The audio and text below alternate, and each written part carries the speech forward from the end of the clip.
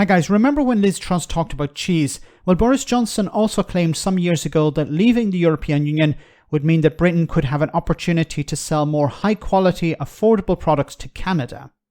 At the time, the former Prime Minister claimed that a bespoke agreement between the UK and Canada would open up that economy to dairy products like cheddar, Stelton, Wensleydale that was impossible under EU membership.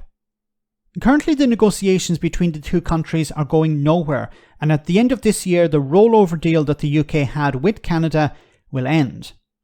From the 1st of January, non-EU tariff-free quota will be the default, which is already pretty much scooped up by Norway and Switzerland.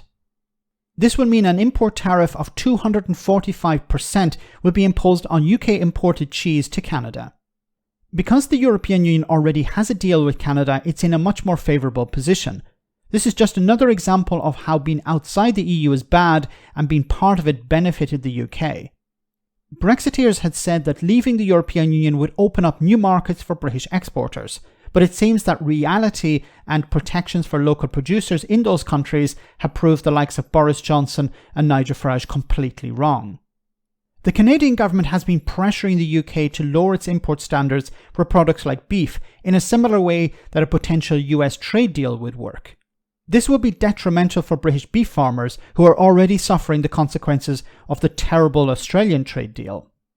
The Labour Shadow Trade Secretary hit out at the Tories saying, and I quote, "This is just the latest in a series of missteps on trade. The government has given away far too much for far too little in trade negotiations, have axed support to businesses to capitalise on trade deals, and now seem unable to stop new tariffs hitting British exporters." There will be and should be growing pressure on the government to undo this, but we can expect the Tories to just spin their wheels as they face their last days in office. What a complete and utter shambles. Let me know in the comment section, guys, what you think. As always, your comments are greatly appreciated. Thanks a lot.